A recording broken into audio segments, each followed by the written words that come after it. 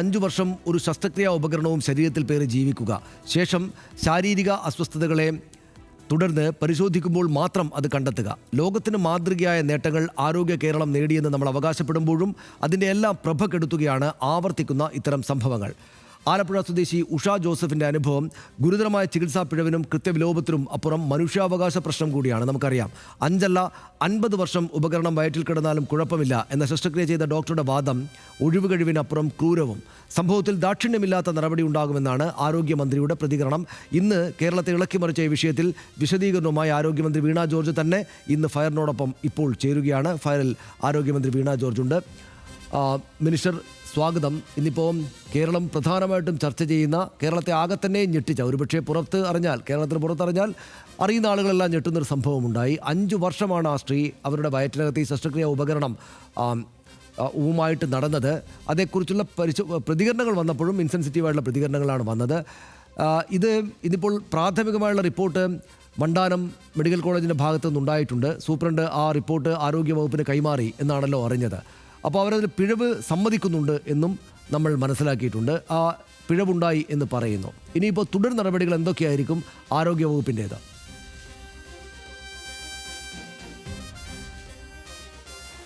ഗുരുതരമായ വീഴ്ചയാണ് ഇന്നലെ നമ്മൾ മാധ്യമങ്ങളിലൂടെ കണ്ട, അല്ലെങ്കിൽ ഇന്നിപ്പോൾ റിപ്പോർട്ട് ചെയ്യപ്പെടുന്ന ഈ സംഭവത്തിൽ ഉണ്ടായിട്ടുള്ളത്. ഇന്നലെ ഈ സംഭവം അറിഞ്ഞ ഉടനെ തന്നെ ഇതിൽ പ്രാഥമികമായിട്ടുള്ളൊരു അന്വേഷണം നടത്തുന്നതിന് DMEക്ക് നിർദ്ദേശം നൽകിയിരുന്നു. അതിൻ്റെ അടിസ്ഥാനത്തിൽ DME പ്രാഥമികമായ ഒരു അന്വേഷണ റിപ്പോർട്ട് നൽകി. അതിൻ്റെ അടിസ്ഥാനത്തിൽ ആ മെഡിക്കൽ കോളേജിലെ അല്ല, മറ്റ് മെഡിക്കൽ കോളേജുകളിലെ ഡോക്ടേഴ്സിനെ ഉൾക്കൊള്ളിച്ചുകൊണ്ടുള്ള ഒരു എക്സ്പേർട്ട് കമ്മിറ്റി അവിടെ അന്വേഷണം നടത്തുന്നതിന് വേണ്ടി നിർദ്ദേശം നൽകി. അവർ രാവിലെ തന്നെ തിരുവനന്തപുരം മെഡിക്കൽ കോളേജിലെയും കോട്ടയം മെഡിക്കൽ കോളേജിലെയും ഡോക്ടേഴ്സ് ഉൾപ്പെടുന്ന സംഘം രാവിലെ തന്നെ ആലപ്പുഴ വണ്ടാനം മെഡിക്കൽ കോളേജിലേക്ക് പോയി അവരതിൻ്റെ ഭാഗമായിട്ടുള്ള അന്വേഷണം നടത്തുകയും ചെയ്യുന്നുണ്ട്. അപ്പോൾ ഇതിൽ 5 വർഷങ്ങൾക്ക് മുൻപ് നടന്ന ഒരു ശസ്ത്രക്രിയയിലാണ് ഈ ഒരു ഉപകരണമകത്ത് വച്ചത് എന്നുള്ളതാണ് മനസ്സിലാക്കുന്നത്. 2 ശസ്ത്രക്രിയകളാണ് 5 വർഷം മുൻപ് നടന്നതും പിന്നെ 20 വർഷം മുൻപ് നടന്നതുമായിട്ടുള്ളൊരു സർജറി. അപ്പോൾ അതിൽ ഗുരുതര വീഴ്ചയാണ് എന്നുള്ളത് വളരെ സ്പഷ്ടമായിട്ടുള്ള കാര്യമാണ്. ഇത്തരത്തിലുള്ള കാര്യങ്ങൾ നമ്മൾ പറയില്ലേ, അത് വെച്ചുറപ്പിക്കാൻ കഴിയില്ല എന്ന് പറയുന്നത് പോലെ തന്നെ ഇതൊരു കാരണവശാലും അംഗീകരിക്കാൻ കഴിയുന്നതല്ല. അപ്പോൾ അതിൽ നിയമപരമായിട്ടുള്ള നടപടികൾ സ്വീകരിക്കും. ഇതിപ്പോൾ മിനിസ്റ്റർ, ഇതിപ്പം ഈ വലിയ വീഴ്ചയാണ് ഉണ്ടായതെന്ന കാര്യത്തിൽ സംശയമില്ല. അതിപ്പം മിനിസ്റ്ററാണെങ്കിലും ഇപ്പോൾ സൂപ്രണ്ടാണെങ്കിലും എല്ലാം ആർക്കും അത് തള്ളിക്കളയാൻ പറ്റുന്ന കാര്യമല്ല. പക്ഷേ ഈ സംഭവം ഉണ്ടായ ഉടനെ തന്നെ പുറത്തു വന്ന ഡോക്ടർ ലളിതാംബികയുടെ പ്രതികരണം, അവരായിരുന്നു ഈ സർജറി ചെയ്തത് എന്നാണ് ആദ്യം മനസ്സിലാക്കിയിരുന്നത്. പക്ഷേ പിന്നീട് അവരല്ല എന്ന് വ്യക്തമായി. പക്ഷേ അവരുടെ പ്രതികരണം അങ്ങേയറ്റം ഇൻസെൻസിറ്റീവായിട്ട് തോന്നിയല്ലോ. അതിപ്പോൾ 5 അല്ല 50 കൊല്ലം കിടന്നാലും കുഴപ്പമില്ല എന്നൊക്കെ അവർ ഈ സംഭവത്തിൻ്റെ ഗ്രാവിറ്റി ജനം മുഴുവൻ ചർച്ച ചെയ്തുകൊണ്ടിരിക്കുമ്പോൾ അവർ പറയുകയാണ്. ഇതിപ്പം ഈ ശസ്ത്രക്രിയ പിഴവുണ്ടായതുപോലെ തന്നെയും കുഴപ്പം പിടിച്ചതാണ്, അല്ലെങ്കിൽ അത്ര തന്നെ ഗൗരവമായിട്ടൊരു കുറ്റമായിട്ട് ഇവരുടെ ഈ പ്രതികരണത്തെ കാണേണ്ടതല്ലേ?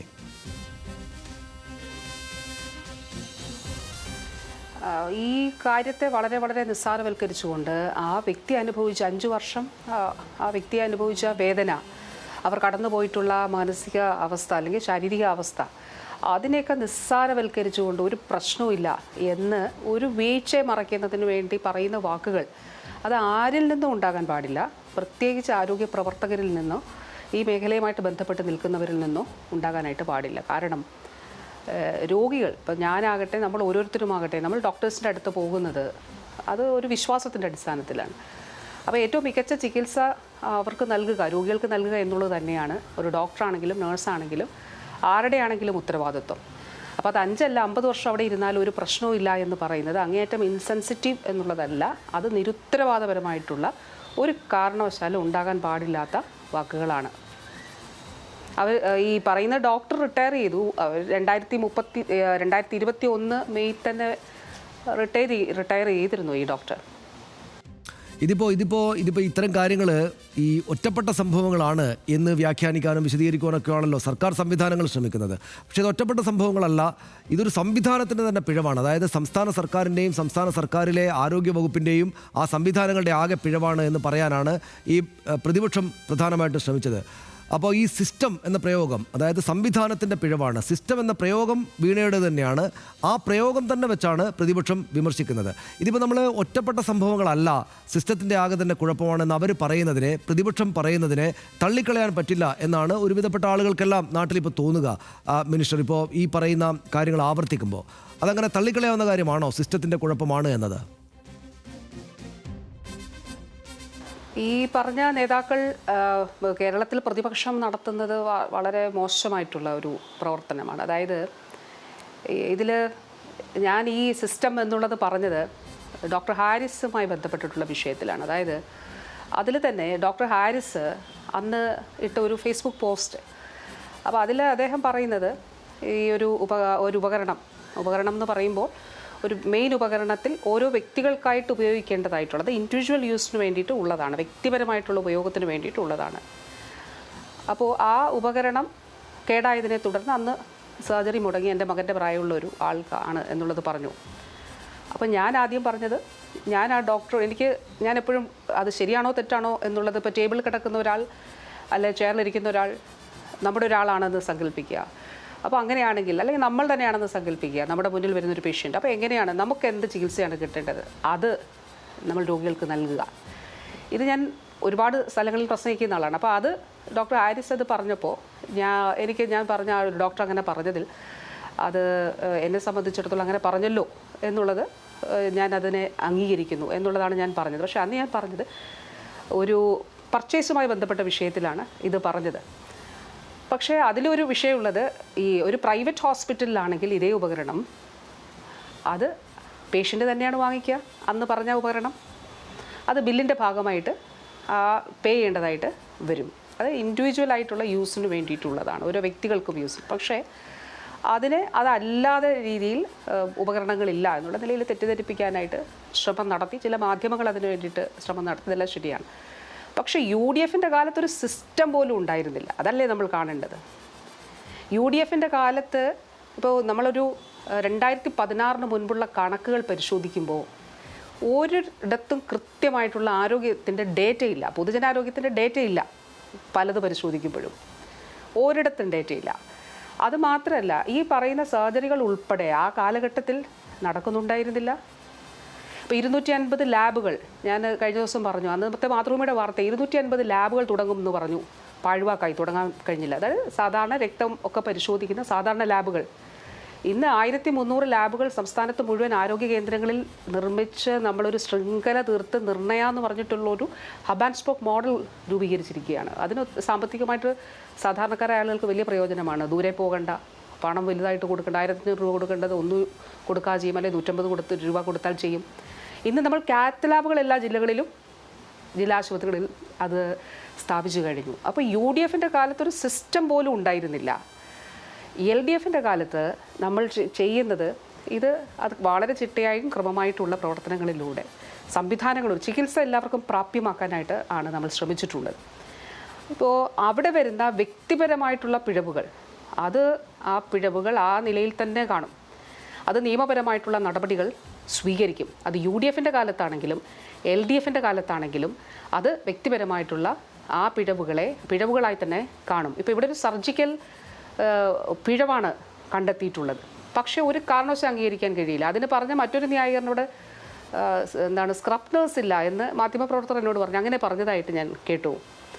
അപ്പോൾ ഒരു സ്ക്രബ് നേഴ്സ് ഇല്ലാതെ ഒരു സർജറി പ്രൊസീജിയർ ചെയ്യാൻ പാടില്ല എന്നുള്ളതാണ്. ഇനി വേറൊരു കാര്യം കൂടി ഉണ്ട്. അത് കോവിഡിൻ്റെ ഒരു മൂർധന്യാവസ്ഥയിലുള്ള ഒരു കാലഘട്ടമാണല്ലോ. ഇലക്റ്റീവ് കേസസ് ഒക്കെ വളരെ പരിമിതമായിട്ട് ചെയ്യുന്ന ഒരു സാഹചര്യമാണ്. എല്ലാ ഹോസ്പിറ്റൽസും കോവിഡ് ഹോസ്പിറ്റൽസായിട്ടൊക്കെ നിൽക്കുന്ന സമയം. അപ്പോൾ സർജറികളൊക്കെ വളരെ കുറവാണ് അന്ന് നടന്നത്.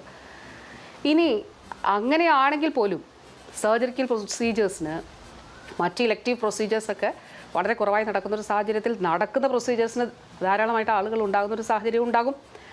അപ്പോൾ ഇവിടെ പറഞ്ഞതാണ്, സ്ക്രബ് നേഴ്സ് ഇല്ലായിരുന്നു. നേഴ്സിൻ്റെ ഉത്തരവാദിത്തമാണ്, ഡോക്ടറുടെ ഉത്തരവാദിത്തമാണ്. WHO ഗൈഡ് ലൈൻ ഉണ്ട്. അപ്പോൾ ആ ഗൈഡ് ലൈൻ അനുസരിച്ചിട്ട് അതിൽ പ്രൊസീജിയേഴ്സ് പാലിക്കുന്നു എന്നുള്ളത് ഉറപ്പാക്കേണ്ടത് ഇതിൽ ഉൾപ്പെട്ട ഓരോരുത്തരുടെയും ഉത്തരവാദിത്തമാണ്. പക്ഷേ പക്ഷേ മിനിസ്റ്റർ ഇതിനകത്ത് ഇപ്പം ഞാനത് മണ്ടാനം മെഡിക്കൽ കോളേജിൻ്റെ സൂപ്രണ്ട് വാർത്താ സമ്മേളനത്തിൽ പറയുന്നത് കേട്ടു. ഗൈഡ് ലൈൻസ് ഉണ്ട്, WHO ഗൈഡ് ലൈൻസ് ഉണ്ട്. പക്ഷേ ഗൈഡ് ലൈൻസ് പാലിക്കാനാകുന്ന വിധം ആളും സംവിധാനങ്ങളും ഉണ്ടോ എന്ന് ചോദിച്ചാൽ ചില പ്രതിസന്ധികളൊക്കെ ഉണ്ട്. പക്ഷേ എങ്കിലും ഈ 2 നേഴ്സുമാർ ഉണ്ടാകണം എന്ന് പറയുന്ന ഗൈഡ് ലൈൻസൊക്കെ പാലിക്കാൻ ഞങ്ങൾ പരമാവധി ശ്രമിക്കാറുണ്ട്. കോവിഡിൻ്റെ സങ്കീർണമായിട്ടുള്ള കാലത്തായിരുന്നെങ്കിൽ പോലും ഞങ്ങളത് ചെയ്തു എന്നൊക്കെ അദ്ദേഹം പറയുന്നുണ്ട്. ഇതിപ്പോൾ ഗൈഡ് ലൈൻസ് പാലിക്കാൻ പറ്റാത്ത ആൾക്ഷാമമോ സംവിധാന ബുദ്ധിമുട്ടുകളോ ഉണ്ടെങ്കിൽ അതുണ്ട് എന്നാണ് അദ്ദേഹത്തിൻ്റെ വാക്കുകളിൽ നിന്ന് എനിക്ക് മനസ്സിലായത്, കേൾക്കുന്ന ആളുകൾക്ക് മനസ്സിലായിട്ടുണ്ടാവുക. അങ്ങനെ ആൾക്ഷാമമോ സംവിധാന ബുദ്ധിമുട്ടുകളോ ഉണ്ടെങ്കിൽ അത് പരിഹരിക്കാത്തത് എന്തുകൊണ്ടാണ്? ഈ സർജിക്കൽ ഗൈഡ് ലൈൻ അനുസരിച്ച് സർജറി പ്രൊസീജിയർ ചെയ്യാനായിട്ട് പാടുള്ളൂ. നമ്മളിപ്പോൾ സർജറി ഡിപ്പാർട്ട്മെൻറ്റുകളുമായിട്ട് ബന്ധപ്പെട്ട് നോക്കുക, അവിടെ വളരെ കുറവാണ് ഇങ്ങനെയുള്ള എറേഴ്സ് നമുക്ക് കാണാനായിട്ട് കഴിയും സർജറി ഡിപ്പാർട്ട്മെൻറ്റുമായിട്ട് ബന്ധപ്പെട്ട്. കാരണം പ്രോട്ടോകോൾ പാലിച്ചാണ് ചെയ്യുന്നത്, ഗൈഡ് ലൈൻ പാലിച്ചാണ്. ഇപ്പോൾ താരതമ്യേന ഇത്തരത്തിലുള്ള പിഴവുകളുടെ എണ്ണം നമ്മൾ നോക്കിയാൽ ഏറ്റവും കൂടുതൽ സർജിക്കൽ പ്രൊസീജിയർ ഒരു ദിവസം 10,000 കണക്കിന് പ്രൊസീജിയേഴ്സാണ് കേരളത്തിലെ മെഡിക്കൽ കോളേജുകളിലും മറ്റ് സർക്കാർ ആശുപത്രികളിലുമായിട്ട് നടക്കുന്നത്. ഇപ്പോൾ നമ്മൾ കണ്ടില്ലേ, ഓർഗൻ ട്രാൻസ്പ്ലാന്റേഷൻ വരെ ജില്ലാ ആശുപത്രികളിൽ നടക്കുന്നു. ഇപ്പോൾ കഴിഞ്ഞ ദിവസം ഈ പറഞ്ഞ നെടുമങ്ങാട് ആശുപത്രിയെ സംബന്ധിച്ച് വന്നത് കണ്ണിൻ്റെ ഏറ്റവും കൂടുതൽ എത്രയോ 3,000-ഓ 4,000-ഓ പ്രൊസീജിയേഴ്സ് ചെയ്തു എന്നുള്ളതാണ്. അപ്പം ആ നിലയിൽ താലൂക്ക് തലം മുതലുള്ള ഹോസ്പിറ്റൽസിൽ സർജിക്കൽ പ്രൊസീജിയേഴ്സ് നടക്കുന്നുണ്ട്. നമ്മൾ ഈ മെഡിക്കൽ കോളേജുകളുമായിട്ട് ബന്ധപ്പെട്ട് നോക്കിയാൽ സർജറി ഡിപ്പാർട്ട്മെൻറ്റുകളുമായിട്ട് ബന്ധപ്പെട്ട് ഇത്തരത്തിലുള്ള എറേഴ്സ് കുറവാണ്. അതിന് കാരണം എന്താണ്? ആ പ്രൊസീജിയർ കൃത്യമായിട്ട് പാലിക്കുന്നു എന്നുള്ളതുകൊണ്ടാണ്. അപ്പോൾ ആ പ്രൊസീജിയർ പാലിച്ചേ ചെയ്യാൻ പാടുള്ളൂ എന്നുള്ളതാണ്. അത് അവിടുത്തെ ഉത്തരവാദിത്തമാണ്, അത് ചെയ്യണം. ഇപ്പോൾ ഒരു സ്ക്രബ് നേഴ്സ് ഉണ്ടായിരിക്കണം എന്നുള്ളതും മറ്റ് ആവശ്യമായിട്ടുള്ള ആളുകൾ അവിടെ ഉണ്ടാകണം എന്നുള്ളതും അവിടെ ഉത്തരവാദിത്തമാണ്, ചെയ്യാൻ പാടുള്ളൂ. ശരി മിനിസ്റ്റർ, പക്ഷേ ഇവിടെ ഈ വ്യക്തിപരമായിട്ടുള്ള പിഴവുകളാണ് എന്ന് താങ്കൾ ഇപ്പോഴും പറഞ്ഞു, അല്പം മുമ്പ് ഈ ചോദ്യത്തിന് ഉത്തരവായിട്ടും പറഞ്ഞു. വ്യക്തിപരമായിട്ടുള്ള പിഴവുകൾ മാത്രമാണെങ്കിൽ എന്തുകൊണ്ടാണ് സംസ്ഥാനത്ത് ഇത്തരം സംഭവങ്ങൾ ആവർത്തിക്കുന്നത്? ബാക്ക് ടു ബാക്ക് സംഭവങ്ങൾ വരികയാണല്ലോ, റിപ്പോർട്ട് ചെയ്യപ്പെടുകയാണല്ലോ. അത്തരം കാര്യങ്ങൾ എന്തുകൊണ്ടാണ് ആവർത്തിക്കുന്നത്? വ്യക്തിപരമായിട്ടുള്ള പിഴവുകൾ മാത്രമാണ് എങ്കിൽ, സിസ്റ്റത്തിൻ്റെ പ്രശ്നമല്ല എങ്കിൽ എന്തുകൊണ്ടാണ് ഇങ്ങനെ ആവർത്തിക്കുന്നത്? ഇപ്പോൾ നെടുമങ്ങാട്ട് ഒരു കുഞ്ഞ് നവജാത ശിശു മരിച്ചു, നമ്മളെല്ലാവരും ചർച്ച ചെയ്തു, സങ്കടപ്പെട്ടു. ഇപ്പോൾ ആരോഗ്യമന്ത്രി പറഞ്ഞു പറ്റിച്ചു എന്ന് ഹർഷിന പറഞ്ഞത് ഇന്ന് മനോരമ പത്രത്തിൻ്റെ ഫ്രണ്ട് പേജിലുണ്ട്. മിനിസ്റ്റർ അത് കണ്ടിട്ടുണ്ടാകും. ഹർഷിനയുടെ സംഭവം തന്നെയും അങ്ങേയറ്റം ഭയപ്പെടുന്നതാണ്.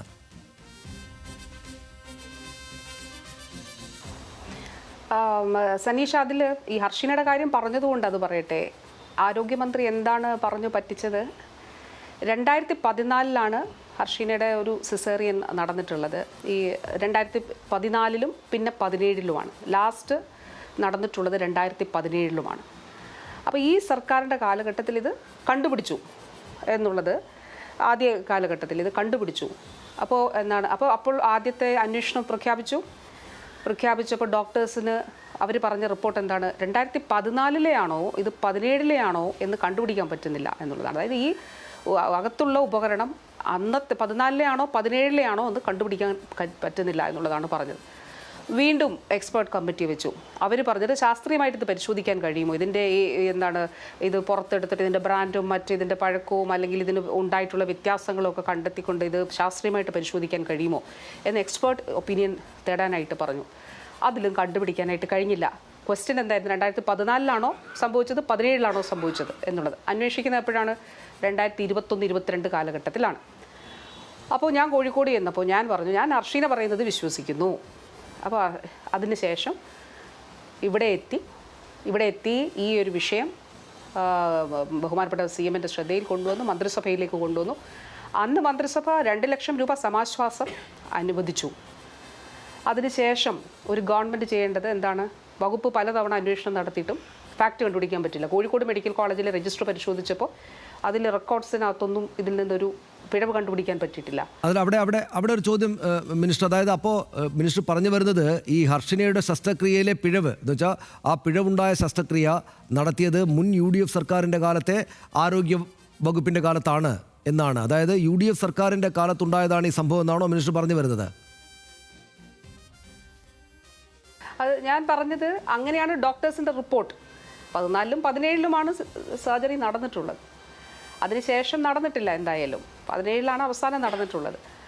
അപ്പോൾ അങ്ങനെയാണ് ഡോക്ടേഴ്സിൻ്റെ റിപ്പോർട്ട്. പക്ഷേ ഞാൻ ഹർഷിന പറഞ്ഞത് വിശ്വസിക്കുന്നു. 2017 നടന്നത് എന്നുള്ളത് ഞാൻ വിശ്വസിക്കുന്നു. ശരി, അതിൻ്റെ അടിസ്ഥാനത്തിൽ ഇവിടെ വന്ന സർക്കാർ ബാക്കി സ്വീകരിച്ച നടപടികൾ, ഒന്ന് മന്ത്രിസഭയിലേക്ക് ഇത് ബഹുമാനപ്പെട്ട CM-ന്റെ അനുവാദത്തോടെ കൊണ്ടുപോയി സമാശ്വാസം അനുവദിച്ചു.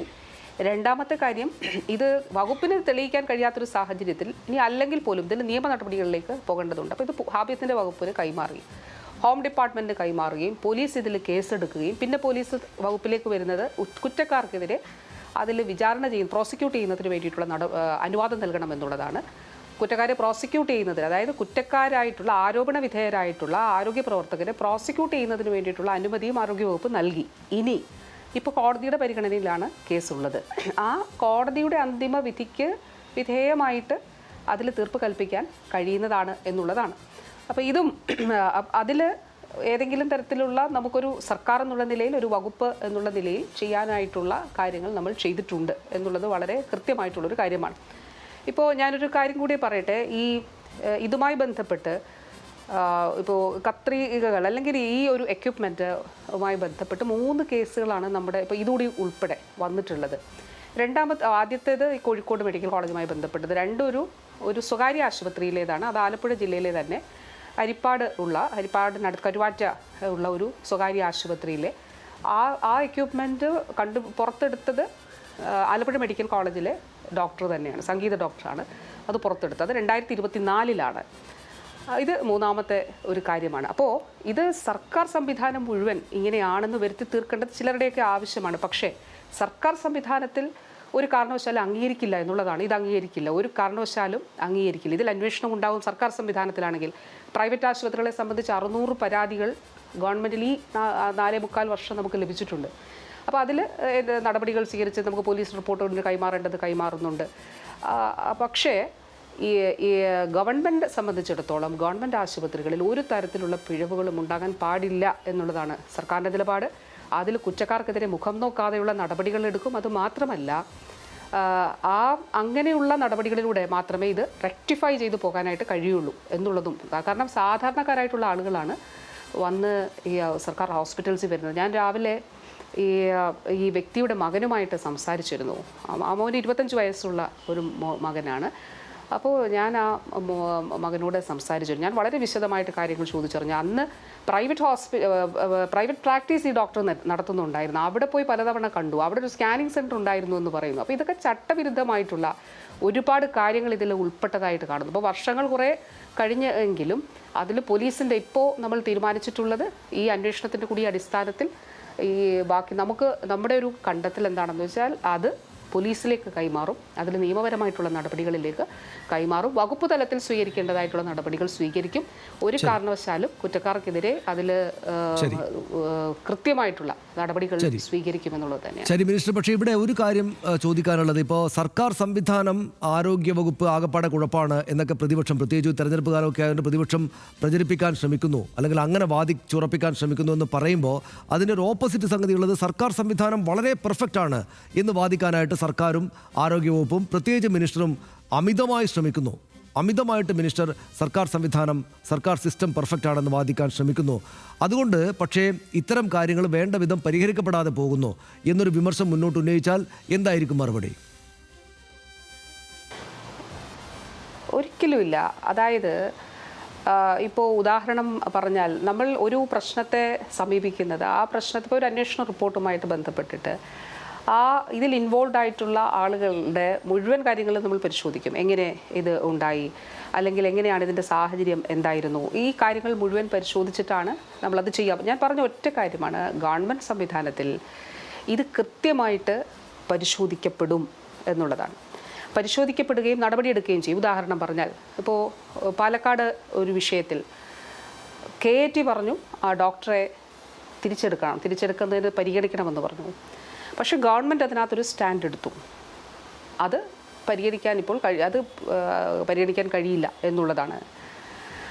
അപ്പോൾ അതിന് നിസ്സഹകരണ സമരമുണ്ട്. ഇപ്പം നെടുമങ്ങാട് വിഷയത്തിൽ നടപടിയെടുത്തതിന് നിസ്സഹകരണ സമരമുണ്ട്. അപ്പോൾ അത് തെറ്റായിട്ടുള്ള സമരമാണ് എന്നുള്ളത് തന്നെയാണ് കാണുന്നത്.